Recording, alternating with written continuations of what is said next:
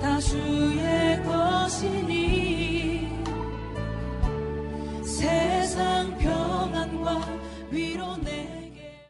주님 안에는 위로가 있습니다. 주님 안에 평안이 있습니다. 세상이 주지 못하는 위로와 평안이 주님께 있음을 오늘 여러분 함께 누리시기를 간절히 부탁드립니다. 이렇게 우리가 주의 성전에서 예배를 하면서 이렇게 감사와 은혜를 누리지만 여전히 우리 눈에 보이는 세상이 참 어렵습니다. 많이 어렵습니다. 얼마 전에 뉴스를 보니까 백신을 2차 접종까지 다 마친 분도 또 코로나 바이러스 양성이 나왔다는 소식도 있고, 또 지난달에 미국의 어떤 재단에서 조사를 해보니까 이제 인종에 상관없이, 국적에 상관없이 미국에 사는 사람들의 41%가 불안과 우울증에 시달리고 있다고 합니다. 밤에 잠을 자지 못하고 걱정되고 두렵고 근심되고. 말이 41%지 사실 여러분 10명 중에 4명이거든요. 이 많은 숫자가 걱정이 된다는 거죠. 불안하다는 것입니다. 의지할 곳이 없고 평안이 없다는 것입니다. 우리 눈에 보이는 현실들이 너무 암울하니까 사람들이 계속 마음이 아파지는 것입니다. 그 불안하고 우울하고 예민해지면서 또 가족들 간에 정말 가장 큰 위로가 되고 의지가 되어야 할 가족들끼리도 서로 갈등이 생기고 다툼이 생기는 일들이 얼마나 많이 있는지 모릅니다. 여러분, 우리가 사실은 이렇게 불안하고 또 믿을 수 없는 세상 가운데 사는 것이 당연하다는 것을 기억해야만 합니다. 세상의 그 어떤 누구도 우리의 의지가 되어주지 못하고 우리의 인생을 책임져 주지 못하고 세상의 희망이 되어주지 못한다는 것입니다. 세계 경제 포럼에 클라우스 슈밥이라는 회장이 있었는데, 이 회장이 이 코로나 시기에, 여러분 세계 경제 포럼의 회장이라면 이 세계의 경제의 흐름에 대해서 누구보다도 전문적인 사람이고 많은 정보를 가지고 있는 사람인데, 이 사람이 코로나 시기의 이 어려운 현실에 대해서 말하기를, 이 어려운 시국에 우리가 선택할 수 있는 길이 딱 2가지가 있다는 것입니다. 첫 번째는 적응하거나 두 번째는 죽거나. 이 세계에서 가장 많은 정보를 가지고 있는, 경제적으로 가장 파워가 있는, 영향력이 있는 사람이 우리에게 하는 말이 이것이라는 것입니다. 적응하거나 죽거나. 아무도 책임져 줄 수 없고 아무도 우리를 도와줄 수 없는 현실에 대해서 가장 잘 드러낸 말이 아닐까라는 생각을 해봅니다. 우리가 또 한번 기억해야 되는 것은 이 땅에 있는 그 어떤 사람도, 이 땅에 있는 그 어떠한 존재도 영원할 수 없고 자기 인생조차도 책임질 수 없다라는 것입니다. 베드로전서 1장 24절의 말씀 제가 읽어드리겠습니다. 그러므로 모든 육체는 풀과 같고 그 모든 영광은 풀의 꽃과 같으니 풀은 마르고 꽃은 떨어지되 라고 말하고 있습니다. 여러분, 육체를 입은 모든 사람은 결국은 마르는 풀과 떨어지는 꽃처럼 언젠가는 사라질 수밖에 없다는 것, 이것을 기억해야만 합니다. 사람이 사람을 책임져 줄 수 없습니다. 여러분, 세상과 사람에 대해서 확실하게 책임져 줄 수 있는 영원한 약속을 해주시는 분은 하나님밖에 없음을 기억하시기를 부탁드립니다. 그래서 오늘 우리가 예배하는 것입니다. 그래서 오늘 우리가 기도하는 것입니다. 그래서 오늘 우리가 찬송하는 것입니다. 우리가 확실하게 믿을 수 있는 것, 우리가 확신할 수 있는 것은 여러분, 하나님의 사랑입니다. 세상이 변하고 천지 만물이 다 변하고 모든 것들이 다 지나갈지라도 하나님께서 우리를 사랑하시는 그 사랑만큼은 영원히 변하지 않는 것임을 여러분 믿으시기를 간절히 부탁드립니다. 하나님 사랑 안에 희망이 있고 소망이 있습니다. 작년 8월에 한국의 경기도 한 지역에서 비가 억수같이 와서 집들이 무너지고 창고가 무너지는 그런 일이 있었습니다. 그런데 비가 겨우 그치고 나서 사람들이 이제 구조 작업을 하는데 개 한 마리가 그렇게 서럽게 목이 쉬도록 운다라는 것입니다. 사람들이 구조 작업을 하는 내내 개가 진짜 목이 쉴 정도로 그렇게 울부짖는 것을 보고 사람들이 이상하다라고 생각을 했는데, 개가 어느 무너진 집터 위에서 울다가 사람들 쳐다보다가 또 울다가 사람들 쳐다보다가 며칠을 그렇게 우는데 사람들이 보니까 이 개가 어미개인데 젖이 불어서 퉁퉁 불어 있다라는 거죠. 그래서 저 어미개가 저 무너진 집더미 위에 새끼들이 깔렸나 보다. 그런데 사람들이 생각하기에는 이미 벌써 무너진 지가 며칠이 지나서 일주일이 다 돼가는데 새끼들이 살아있을 가능성이 없는 거예요. 그래도 저 어미개가 저렇게 슬프게 우니까, 저렇게 서럽게 우니까 새끼들 시신이라도 찾아주자. 그래서 사람들이 손으로 조심조심 흙을 파내는데 새끼 2마리가 살아있는 거예요. 그래도 어미개가 여전히 슬프게 우니까 또 사람들이 혹시나 싶어서 또 땅을 파는데 또 2마리가 살아있는 새끼가 나온 거예요. 무려 일주일 만에 그 무너진 집더미 위에서 새끼 4마리가 살아서 구조가 된 것입니다. 여러분, 말 못하는 짐승도 자기 새끼의 신음소리, 땅에 파묻혀 있는 자기 새끼의 신음소리를 듣는다라는 것입니다. 하물며 여러분, 천지를 창조하시고 우리를 사랑하신 하나님께서 우리의 부르짖음을, 우리의 신음소리를 들으시는 줄로 믿습니다. 내가 다 말하지 못해도, 내가 다 기도하지 못해도, 내가 다 부르짖지 못해도 하나님께서 내 부르짖음에, 내 신음소리에 응답하시는 줄로 믿습니다. 여기 하나님의 사랑이 있습니다. 그 동네 주민들이 다 눈물바다가 되었다고 합니다. 그 어미 사랑이 얼마나 대단한지 사람들의 귀에는 전혀 들리지 않았지만 그 새끼의 신음소리, 그 숨소리를 그 어미개가 듣고 있었다는 것입니다. 요한일서 4장 9절의 말씀입니다. 제가 읽어드리겠습니다. 하나님의 사랑이 우리에게 이렇게 나타난 바 되었으니 하나님이 자기의 독생자를 세상에 보내심은 그로 말미암아 우리를 살리려 하심이라. 여러분, 하나님의 뜻이 여기에 있습니다. 우리를 살리시려고 하는 것입니다. 나를 살리시려고 십자가에서 친히 부끄러움도 당하시고 고통도 당하시고 물과 피를 다 쏟으시고 죽임을 당하셨습니다. 그래서 우리는 우리를 향하신 하나님의 사랑을 믿어야 되며 또 이 믿음 때문에 우리 앞에 닥친 고난을 넉넉히 감당하며 이겨낼 수 있음을 믿습니다. 이 믿음은 여러분 마치 근육과 같다라고들 합니다. 근육과 같다라고들 합니다. 남녀노소 모두 근육이 많을수록 건강과 수명에 굉장히 도움이 많이 된다라고 합니다. 운동을 해서 우리 몸에 근육이 붙으면 그냥 몸매가 좋아지네, 보기에만 좋아지는 것이 아니라고 합니다. 우리 몸 속에 있는 내장들이 다 근육이라고 합니다. 심지어 심장도 근육입니다. 우리가 운동을 해서 근육이 늘어나면 겉에 보이는 모습만 좋아지는 것이 아니라 우리 몸 안에 있는 내장들 근육도 다 좋아진다는 것입니다.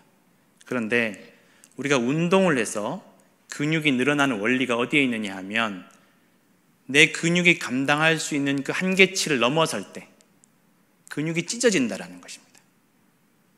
근육이 찢어지면 또 쉬는 동안, 근육이 아파서 쉬는 동안 또 우리가 음식을 섭취하면 그 영양분이 그 찢어진 근육에 공급이 되어서 새 살이 돋고 근육이 자라난다는 것입니다. 믿음도 이와 같다라는 것입니다. 어렵고 힘든 현실 가운데 우리 마음이 찢어지고 믿음이 찢어지고 고통에 겨워할 때가 있다는 것입니다. 그런데 우리가 말씀을 듣고 하나님 사랑으로 우리가 충전을 받으면, 체험을 받으면 우리의 찢어진 영혼 가운데, 우리의 찢어진 마음 가운데, 우리의 찢어진 모든 인생 가운데 새 살이 돋아나서 굳센 믿음의 근육이 자라게 될 줄로 믿으시길 바랍니다. 근육이 자라려면 아파야 합니다. 그리고 공급받아야 합니다. 우리의 믿음이 자라나는 것도 마찬가지입니다. 내 믿음으로, 내 마음으로 감당하기 어려운 현실 가운데 내 마음이 찢어지고 믿음이 찢어질지라도 우리가 말씀으로, 은혜로 공급을 받으면 우리의 믿음이 새 살이 돋아서 든든하게 굳센 믿음이 될 줄로 믿습니다.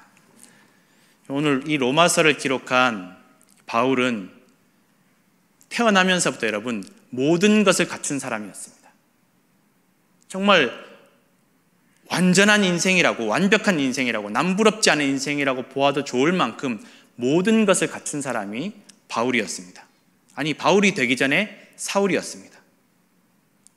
유대인으로서는 당시 최고의 교육을 받았고 집안도 가장 그 누구에게도 꿀리지 않는 집안이었고 최고의 교육을 받았습니다. 당시 유대인들의 그 모든 율법 중에서 율법의 핵심을 다 배울 수 있었던 사람이 바울이었고 거기에 대해서 자부심이 있던 사람이 바울이었습니다. 난 자랑스럽다. 나 유대인 중에 여러분 성경을 읽어보시면 바울이 스스로 자랑스럽게 생각하시는 장면을 읽으실 수가 있을 것입니다. 나는 유대인 중에 유대인이요. 나는 정말 가말리엘의 문화에서 율법을 다 알고 있었다.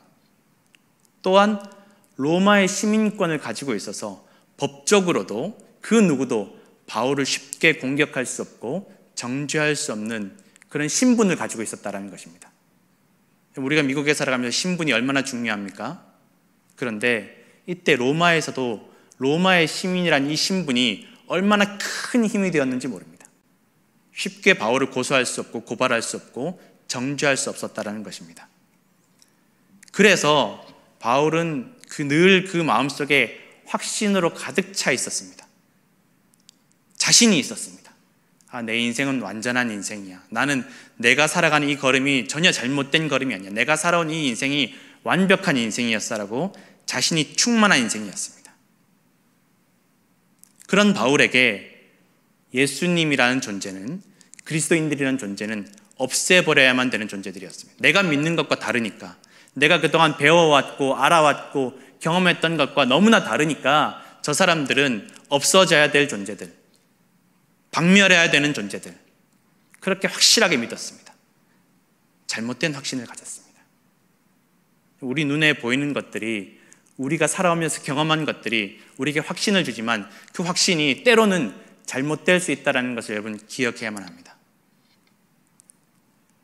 지난달 1월 달에 멕시코에서 한 여성이 자기 남편이 바람을 피운다고 흉기를 가지고 남편을 수차례 찌른 사건이 있었습니다. 어느 날 남편의 핸드폰을 슬쩍 봤는데 못 보던 여자랑 찍은 사진이 있고 못 보던 여자와 데이트를 하는 사진이 있었던 거예요. 그런데 생전 한 번도 자기에게는 보여주지 않았던, 자기는 보지 못했던 남편의 환한 표정이 그 사진 안에 있으니까 이 여성이 순간적으로 분노를 참지 못하고 부엌에서 흉기를 가져 남편을 찔렀다라는 거예요. 그 이웃이 신고를 해서 경찰이 출동해서 조사를 했는데, 조사를 해보니까 그 남편과 함께 사진 찍은 여성이 그 부인이었다는 것입니다. 그 부인이 젊은 시절에 남편과 데이트하면서 찍었던 사진이라는 거예요. 자기가 자기를 못 알아본 거예요. 경찰한테 말하기를 너무 젊고 이뻐서 내가 아닌 줄 알았다고. 그러면서 남편을 의심했다는 것입니다. 사람이 눈에 보이는 대로 판단하고 잘못된 확신에 빠져버리면 극단적인 행동을 할 수밖에 없습니다. 분노로 인해서 정말 부인을 너무 사랑해서 부인의 젊은 시절 사진을 보관했던 그 남편을 죽일 뻔한 것입니다. 그런 잘못된 확신에 빠져있던 바울이 예수님을 만나고 나서 완전히 지금까지 살아왔던 그 인생과는 정반대의 인생을 살아가게 된 것입니다. 다 버렸습니다. 유대인의 그런 가장 뛰어난 가문의 지위도 버렸고 로마의 시민권도 버렸고 때론 유대인들에게 생명의 위협을 느껴서 밤에 몰래 도망치는 경험도 하고 수많은 매질도 당하고 감옥살이도 경험하면서 그동안 자신이 누려왔던 그 모든 것들이 산산조각나고 무너지는 경험을 했습니다. 다른 사람들이 보았을 때는, 때론 바울의 친지나 부모님이나 다른 사람들이 보았을 때는 저러려고 신앙생활하나, 저러려고 예수님 믿나라고 싶을 정도로 바울의 인생이 남들 보기에는, 사람들의 눈에 보기에는 산산조각난 인생이었습니다. 처참하게 변한 인생이었습니다. 어쩌면 바울도 그런 생각이 들지 모르겠습니다. 내가 이러려고 신앙생활했나? 내가 이러려고 예수님 믿었나? 그런데 바울은 전혀 그렇게 생각하지 않았다는 것입니다. 바울이 당한 고난에 대해서 우리가 오늘 읽지는 않았지만 로마서 8장에 보면 31절에 누군가 바울을 대적하고, 33절에서는 고발당하고, 34절에는 정죄당하고, 35절에서는 환난과 곤고와 박해와 기근과 위험과 칼 속에서 살고 있다는 것입니다. 36절에는 심지어 내가 온종일 죽임을 당하는 도살할 양과 같은 처지라고 고백을 할 정도로 바울의 이 현실이 처참하게 무너져 있었다는 것입니다. 그런데 이렇게 눈에 보이는 상황이 조금의 희망도 찾을 수 없는 가운데 바울이 담대하게 고백을 하는 것이 바로 37절에서 39절에 나오는 말씀입니다. 이 모든 일에 우리를 사랑하시는 이로 말미암아 넉넉히 이기느니라. 내가 확신하노니 사망이나 생명이나 천사들이나 권세자들이나 현재일이나 장래일이나 능력이나 높음이나 깊음이나 다른 어떤 피조물이라도 우리를 우리 주 그리스도 예수 안에 있는 하나님의 사랑에서 끊을 수 없으리라. 여러분, 이 고백이 오늘 저와 우리 모두의 고백이 되기를 간절히 소원합니다. 1950년 6.25가 나고 얼마 뒤에 연세대학교 의대에 재학하고 있던 20살의 조창호 학생이 있었습니다. 21살이 될 때에 전쟁터에 참전했다가 51년도에 설악산 전투에서 중공군에게 포로가 되어서 그 뒤로 43년 동안 북한에서 포로 생활을 해야만 했습니다. 강제 수용소에서. 이 43년 동안 이 조창호 소위가 살아있다는 사실을 아무도 몰랐습니다. 다 잊어버렸습니다. 죽은 사람으로 여겨졌고 현충원의 비석에 사망자 명단에 이 조창호 소위의 이름이 있었습니다. 그런데 94년에 이 조창호 소위가 간신히 탈출을 해서 귀환해서 대통령과 국방부 장관 앞에 거수 경례를 하면서 귀환 신고를 하는 장면이 온 국민의 마음에 감동이 되었습니다. 이제 돌아왔습니다. 살아서 돌아왔습니다. 포기하지 않았고 항복하지 않고 살아서 돌아왔습니다. 이제 신고합니다. 그분이 이 43년 동안 강제 수용소에 생활하면서 폐는 다 망가지고 한쪽 눈은 실명이 되었습니다. 그런데 그 거칠고 힘든 생활 가운데 자신이 견딜 수 있었던 비결이 무엇이었냐면 자신이 외우고 있던 주기도문과 성경 말씀과 찬송가 몇 곡, 그것으로 43년을 견뎌내었다라는 것입니다. 하나님께서 나를 포기하지 않으시고 하나님께서 여전히 나를 사랑하신다는 그 믿음으로 43년을 견디고 견뎌서 탈출해서 고향 품으로, 부모님 품으로 돌아와서 귀환 신고를 했다라는 것입니다.